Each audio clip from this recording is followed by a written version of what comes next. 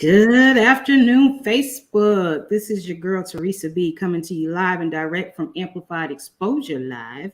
And today I have my wonderful guest, Mr. Chaz Shepard. He came on today, not just because he's a dope singer and a dope actor and everything that goes along with it, but he came on my show today because he likes me. So for those of you that are out there in La La Land, TV Land, Roku Land, listen up. We have 30 minutes of goodness. He's about to tell us about his new projects. Hello, Mr. Chaz. How are you? Hello. And I'm fantastic. I'm glad to see you again. Right on. I'm glad that you see me and glad about it, and I'm glad to see you. Amen. Okay. Yeah. So I met you. I ain't gonna tell people where I met you at because they might come start flocking to that location. Amen. But I met you at a certain location in Atlanta, and you were sitting right next to me eating. It was some type of pasta, and I was over there admiring it, and I was like, so was I. I was like, I know this man from somewhere. And then I asked you if you were Neo. I said something about Neo. Probably. Yeah. And you was like, oh, I've done a little bit here and there. And I started looking. I was like, wait a minute. That's the dude in Temptations, the movie that I done watched 50,000,011 times. Right. It's deserving. So I am so glad to know you, and I am glad that you wanted to come on my show today. But I want you to tell the audience just a little bit about you, how you started, how early you started in acting, and was singing a part of that as well? In acting, I started professionally at 12 here in Philadelphia. First union project being Huckleberry Finn at the Walnut Street Theater. And I was too young really for the production, but because they liked me and my talent, they just found somewhere for me to be in the play. So I had no lines, but I was in it. And that was the beginning of I would say, union professional production. But the reason I specify from union professional and just saying professional is because I was already getting professional training from Cheryl Shepard, who happens to be my mother, and had the first young people's dance company in Philadelphia. And so I was getting training through her and through that company before then, which is why I was so well received by Walnut Street Theater for that production, because I was already being trained by the great Cheryl Shepard, through her company. And so acting, I would say, started with me learning lines to be the master of ceremonies for a lessons in dance studio recital at the age of 5. And so, of course, with Cheryl Shepard, there were no just saying the lines. We had to deliver those lines, each one special, each one with some type of character or drama to it or presentation of excitement in class, as it was called then. So acting, I would say, started then, 5, learning lines, union professional, 12. And then we went on from there into a lot of the career that I'm known for now. Music was always a part of anything concerning me, because that's what I am. Acting is something I do. Music is what I am. This is what's happening at all times.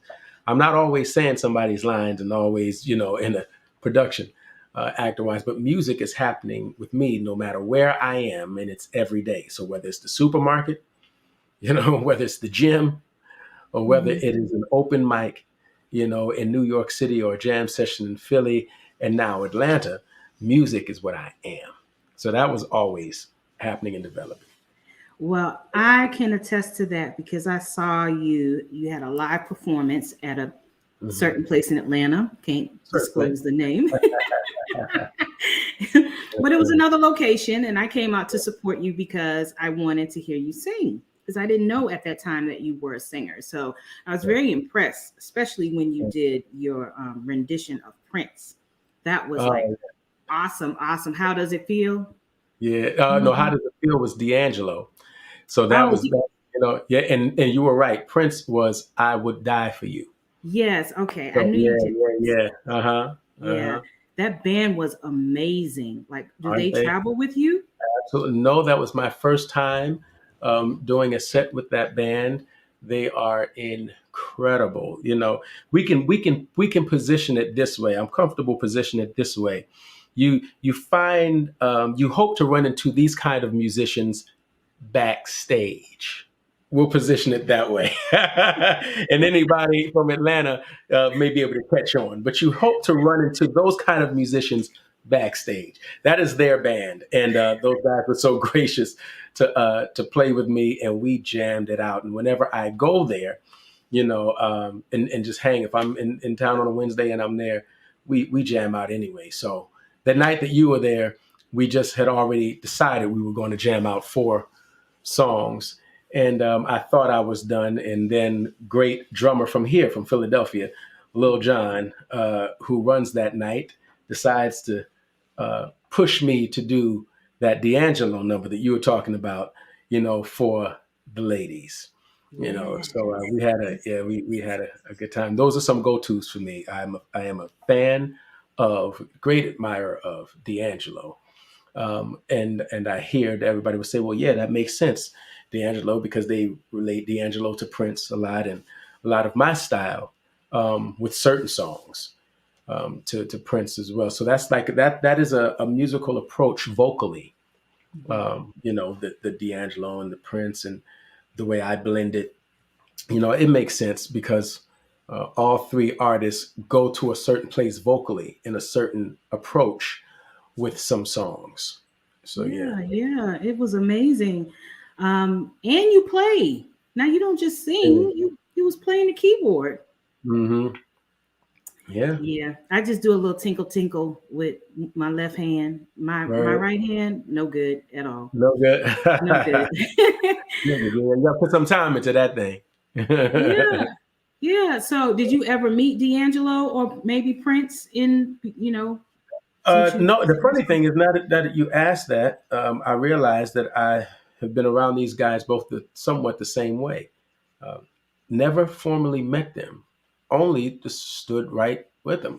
D'Angelo was doing a concert at the Apollo, and I was privy to be right there backstage, and I think I was standing right next to his set list. And so I'm already bugging that I am on the side, right on the stage, while he's doing his full concert, him and his incredible musicians.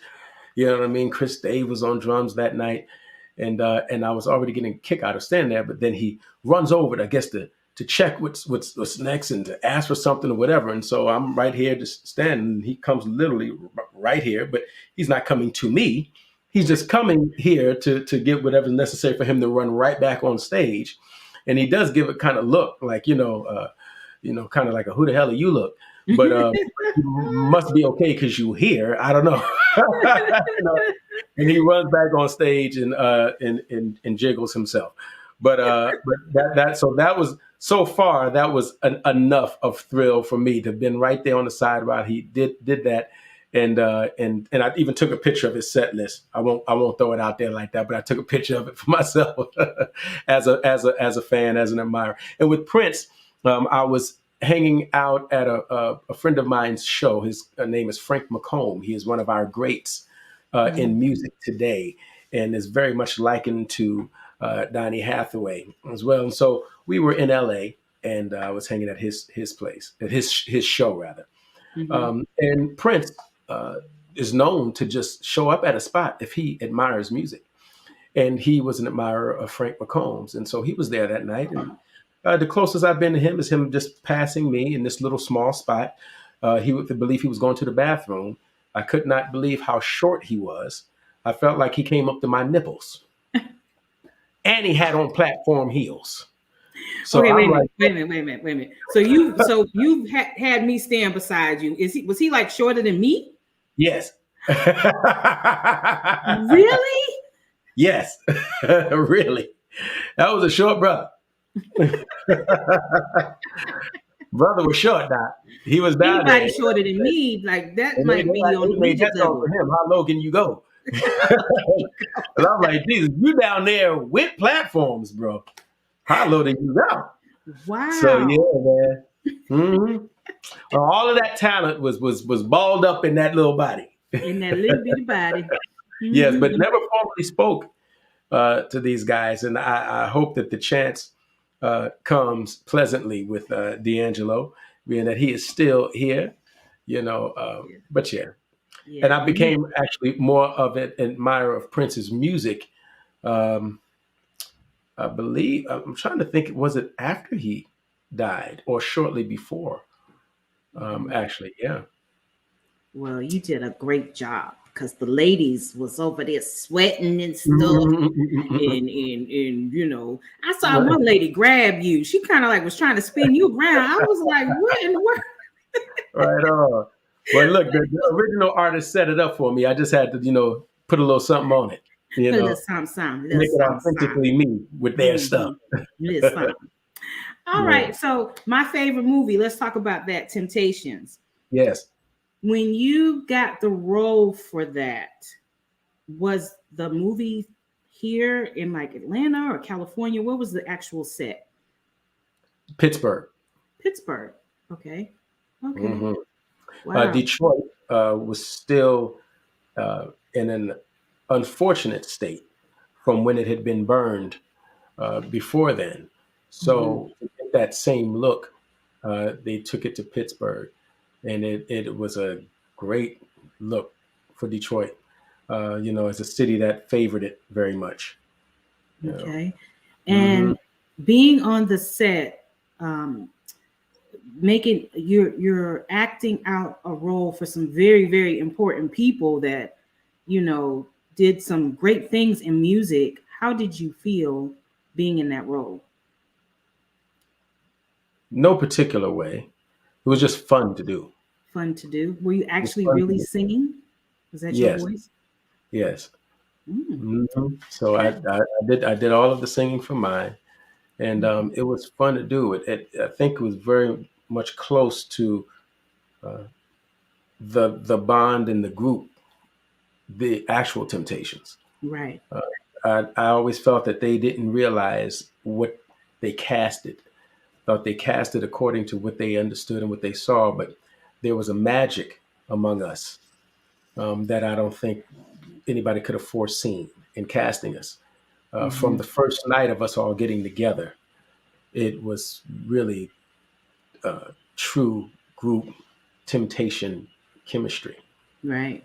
Right. which you get to see in the movie. It was very much real, and even the dynamic between Leon and the rest of us in the group. He made sure that he had some of that dynamic in real life, so it could have that feel automatically when time to shoot. you Hmm. know. So just as it was like that's Dave over there, David Ruffin, it was like that's Leon, and it was definitely a sense of over there-ness, which played very well. It was like he's in the group, but he was on his own thing. Hmm. Uh, so the whole thing, as far as chemistry, I feel was very much uh, authentically likened Yeah. to Yeah. the real deal, Right. to the. So did you get to, well, you said that the Temptations did the casting, correct? Or did, No, no, no, no. no, no, no. Okay. It was from my experience casted. Uh, I was casted at least by Suzanne DePast and Alan Arkush, who was the Okay. director. Okay. And so, I don't remember what other assistants as far as casting for that movie, but that was my experience. And I do not remember.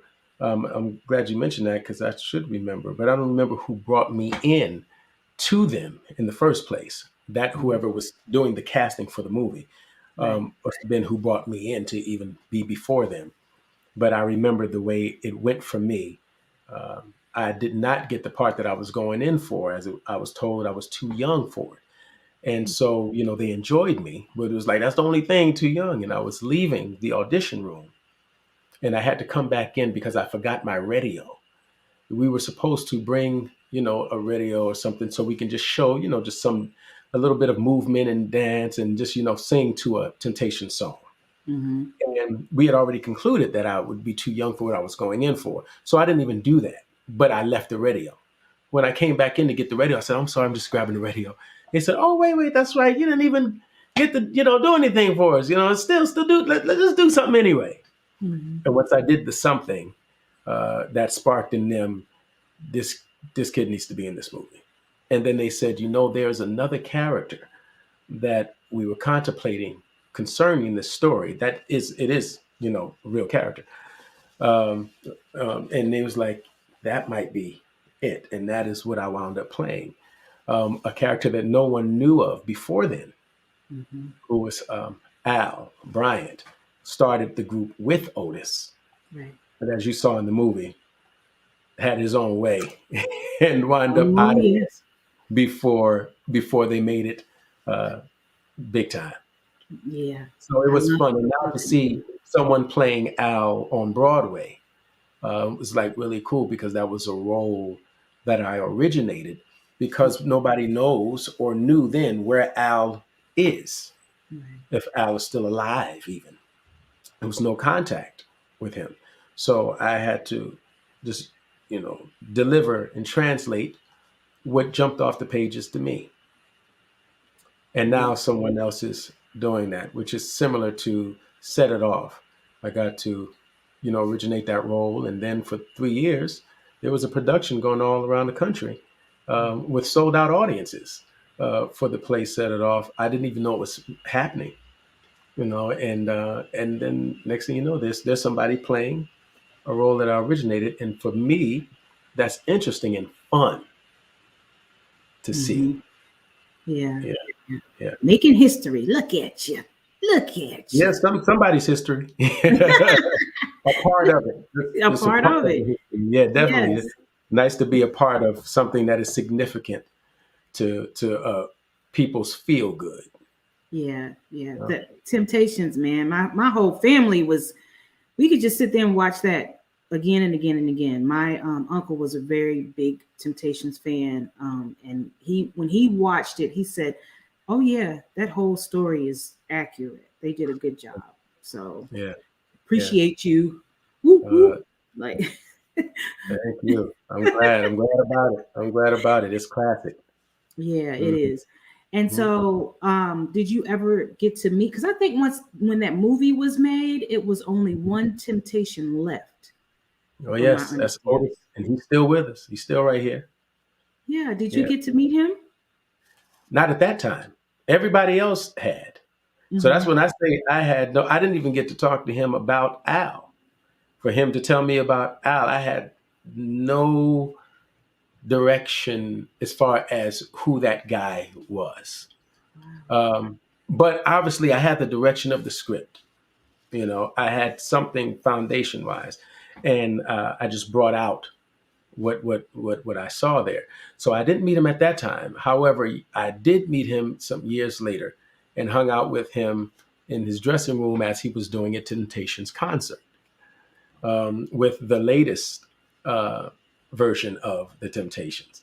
And so met him then. And I remember him telling me that they were going to do a stage production of it, Broadway and all of that. And years later, here it is, and I was also there opening night, having been invited. Leon and I were there to experience that, being that, we had done the movie, and it was really cool. It was the way it was put together is what I was most impressed by, the way they put it together. Yeah. Well, Set It Off. Queen Latifah, Jada Pinkett. I don't remember the other two actors' names, but there's Kimberly Elise. Yes. Elise, Vivica Fox. Vivica Fox. How could I forget her? Yeah.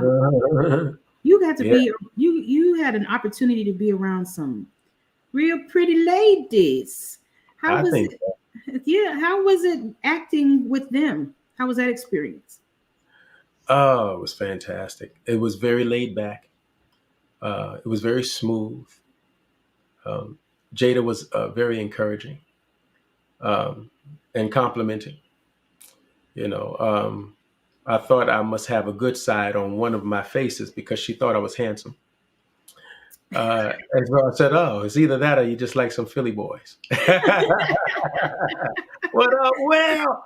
Yeah, but she was very kind. I was a teenager at the time, and Wow. so F. Gary Gray, um, very kind. And at that point, and I would still say to the day, is the only director I've worked with who actually wanted to focus on the skill of acting with me.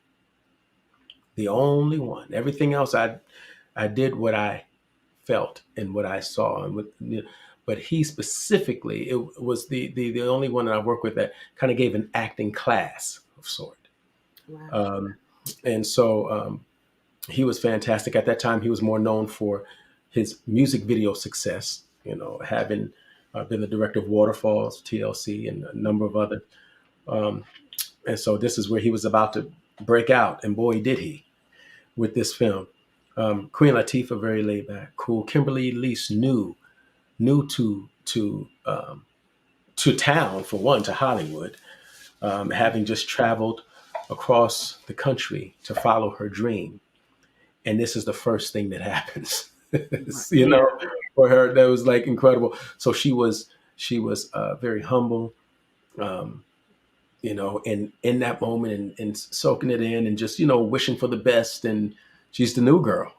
I remember when that was the case, and my mother, who is now dead, talking to her and encouraging her, and in the makeup trailer and all. I remember that. So everybody's cool. Of course, Vivica Fox is just like she peoples, man. Mhm. Um, so it's real cool. And she and I had not talked since all of that time until recently, doing a online program, and we had not spoken to each other since back then. But it Wow. was a pleasure working with all of them. And I got to say, my man Caffeine. I don't know what's up with him these days. I've not seen him since. But he was the one that had the AP put in my head, Mhm.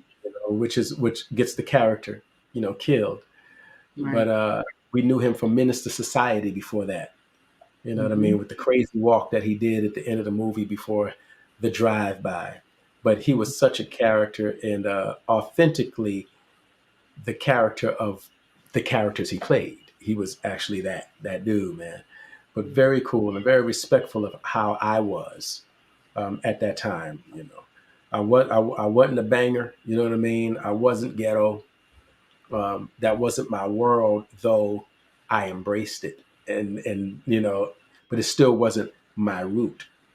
And so he was, respectful of how I was, and it's just real cool. So the whole set it off experience was great, except for the blood on the back of my head the night we shot that. That's where I was about to probably lose my job because I couldn't take it no more. But we made it through. How old were you? You said you were a teenager. How old were you? 8. Wow. Okay. 18. And I know earlier you said that your mom basically started all of this for you. Do you have siblings also in the industry? Well, she started for me and with me. It wasn't. It was something that I was invited in to right next to her. So a casting person, woman, invited me into the business, the entire business, because of my audition at a public audition. So after that audition, she came to my mother and I, and asked if we would at least be willing to meet an agent if she set it up in New York. We were here in Philadelphia. Mhm. And so my mom looked at me and said, "Oh, you want to?" I looked up. I was like, "Okay." So we were like, "All right." And then my mother nurtured the growth of the entire thing. So it wasn't like she thought of this for me and went to make it happen. It was actually something that evolved, and she gave herself to as it evolved. She felt that God had her placed to get me ready for what I was to do. That her life had become that after such a successful career of her own. So that's how that happened. But yeah, so she nurtured it. Let's put it that way. Wow. Well, And thank God directed for and saw mama. it. Yeah, man, I had the best of them. I really did. absolutely amazing. And it was good that by the time she died, she did get to see some of the fruit of her obedience to her spirit. She obeyed what she felt. She stuck with it, and there were some beautiful moments and things that happened that she did get to see before she died. In 2012. So I'm grateful for that. I would have liked for her to have enjoyed more of, and she did enjoy some, but more of the luxury and more of the luxury of life. She did some, but I would have liked, because she did give all of herself to me at a point. Now, she always was giving herself, but at a point, she had retired at 45 because she could no longer be present with everything going on with me, and be on the board of the committee of dance, and then the school that she was working at, and then her own school and all. And she found it necessary, and like she said, it was in her spirit to get me right and get me ready. And so when I moved to California, it was with her. Until it was time, like, when the Bible says, I became a man, I put away childish things. And I said, all right, I realize that I'm the talent here, but the relationships are with you. Everybody love you. The agents and the producers and the this, that, and the other. I was like, all right, I'm ready to grow up, in that area. And she graciously went on, and it's like a mother bird, just pushed me right on out the nest, and she came on back to Philly, and then I was out there, and it went on from there. Yeah. Wow. Mm-hmm. It ain't nothing but the Lord. It's easy, but they're nothing but the Lord. Yeah. I'm telling you, because a lot of times those of us who you see on screen or who listen to on the radio and all of that stuff, a lot of times you're not looking at the best. You're looking at who got the yes. And so, it's a lot of times that's really the bottom line answer to success. When we want to know, how did you get here? How did you do? A lot of times it's like, it was the Lord. Because no matter what you do, there are a lot of people who worked as hard as you. There are a lot of people, some may have worked even harder, but not everyone got the yes. And we all have to get a yes. We got to get a break to go to the next level of success in what we're doing. I've heard many times Mr. Tyler Perry say the same thing. There are things that, yes, he wrote scripts. Yes, he slept in his car. Yes, he this, that, and the other. There are certain things that happen to take it to the next level that he could not do. And that's for Oprah just said she knew she was meant to be great, but she did not know exactly like this, what has happened would happen as this, but she knew she was meant to be great, and she knew to follow her spirit. But somebody said yes. You know what I mean? Just like people said no, and so we all need some yeses in addition to our preparation. That's why we got to be prepared and be excellent in everything we do, because the success is when preparation and opportunity meet. So now here you can get a yes, but see, because you wasn't expecting the yes at this time, now you were unprepared, and now you miss that opportunity. You better preach up in here. I'm just saying. I'm just preaching what I'm practicing. I mean, I'm working on that now, just making sure that I'm prepared. I'm not in Atlanta right now because I came to Philly to just re-up on organization, make sure that I'm up on everything in the business of my life and all of that stuff. What we call being responsible. A lot of us creators, we don't like to do that. Because that is like a whole nother world to live in when you're and when you're creative, at least when it comes to what we call the arts. When you're creative, there's a certain space that we have to live in so that creativity can flow, and that doesn't involve, oh, I gotta pick up my child from school at 3:00. Oh, I'm making a song, but I gotta stop because I have to pay bills. Oh, it's like they don't go together. So normally when somebody becomes very successful and financially abundant, the first thing they're getting is a business manager, because they have to be free to be what got them there in the first place. However, that can get in the way, and next thing you know, the IRS is on your behind because you weren't checking this and paying taxes and stuff. But that stuff is out of the way of creativity. But I've learned, what I was just kind of preaching, which is, basically it's sugar free. And DJ Quick said, you stay ready, you ain't got to get ready. Yep. So after this interview, I will be doing my cardio. Okay. You understand? So I can stay Yes. ready. Yes. But this show is the season. Like in bodybuilding, they say, there's bulking season and there's cutting season. Well, Mhm. it is this holiday season when you can just snuggle up under them covers and look at these movies and all that stuff. This is bulking season, but I got to stay ready, so I can't bulk up too much. Yeah. Well, you're doing a good job. You're doing a good job. Thanks so much. So you have a movie. Did it already come out yet on Lifetime? It was a Christmas Yes, movie? it just premiered this past Saturday night.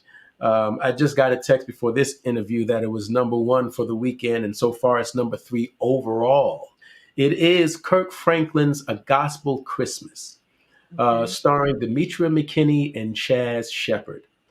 And I am honored to have been a part of it. The response has been very well. People really enjoyed it. We know Lifetime for the feel-good, corny movies. And this is one that had a little bit extra to it, but definitely fit into that. It's what is it? It's a wonderful lifetime, I think is their motto. And so we were glad to do it. I know Miss McKinney was really glad to do it. She was doing other things, but definitely wanted to take this opportunity. Same with myself. We wanted to take this opportunity, and we had a good time. I had a ball. Got to scare a number of people on set. That's great. It's always fun to scare people. Um, it just get on their nerves. It's great when somebody swings at you and misses. It's great. And then I'm running. I'm like a big kid, man, the whole time. And then when they say action, we switch. But other than that, I'm having a ball, man. I'm up there singing, playing the piano in between takes with the choir and all of that. We had a real good time. But glad that people are enjoying it. They had a good time with it, and that's what we came to do. And we got to let I guess some focus on Jesus be the setting for Christmas. And I think that's good because even if one is atheist, if one is agnostic or of different religions, which there are thousands, Christmas in particular is a Jesus holiday. That's what it is.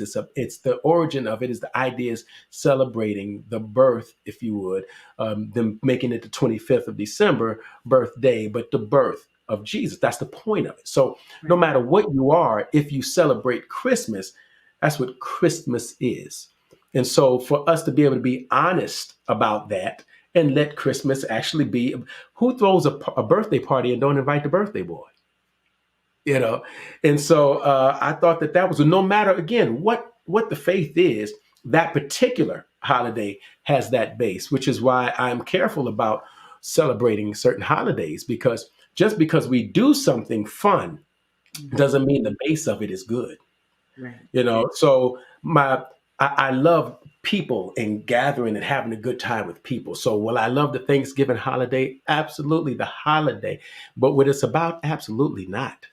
I'm nowhere for or in support at all of the base of Thanksgiving, but I am into taking that. I'll use that time to go see Cool Pop and Grandma Ruby and my cousins and take my daughter and us enjoy what we get to do in that space.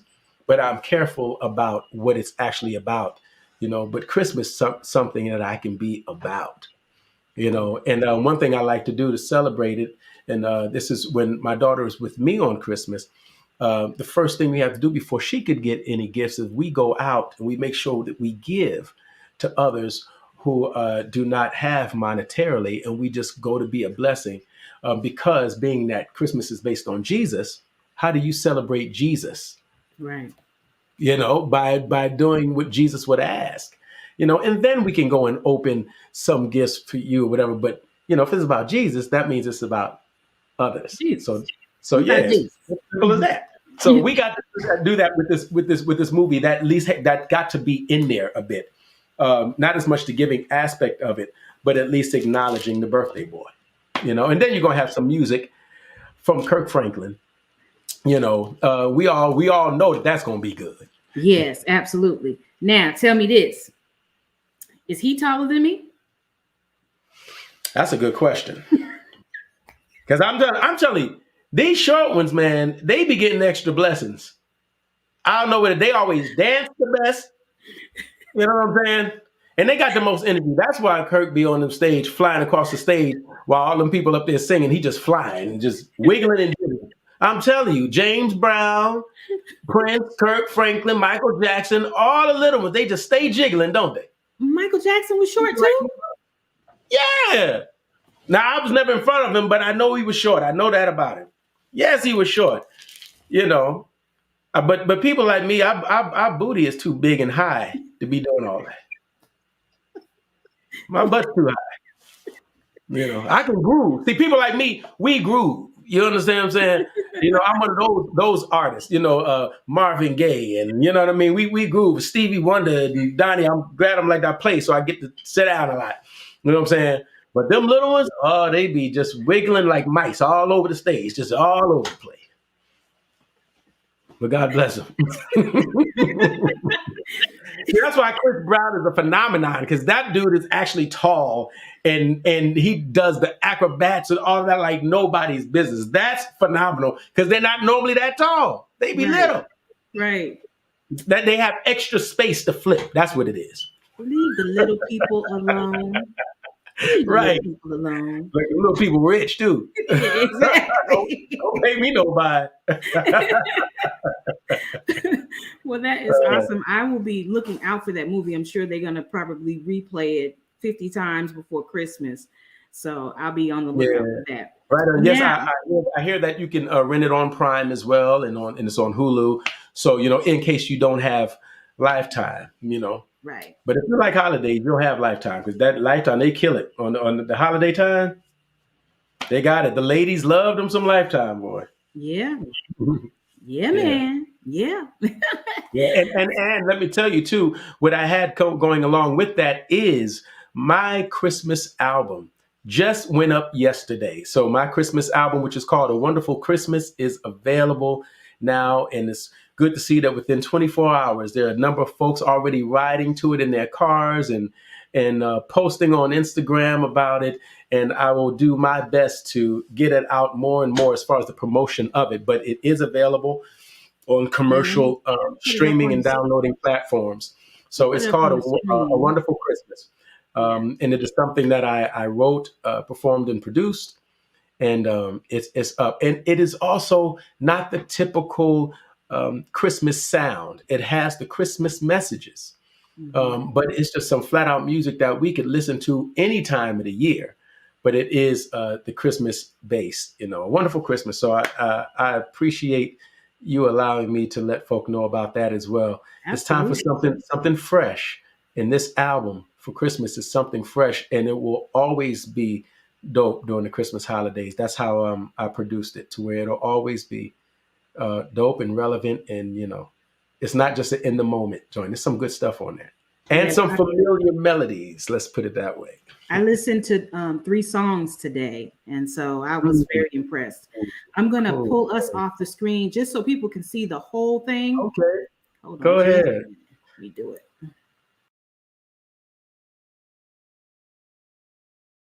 Ornament. He's stuck in an ornament. Stuck in an ornament. Stuck in Christmas. Put me Y'all on go out and get his album now, because he can sing. He just can't sing. He can sing. You gonna sing us something before you leave? What could I possibly say? I would have to sing something that we don't have to pay for. So right. So you don't get in no trouble later. I know, right? The only thing about writing and producing is I do so much of it that I'll be forgetting my own songs until it's time to actually sing them, you know. But we all know this, and it is open for everybody to sing anywhere.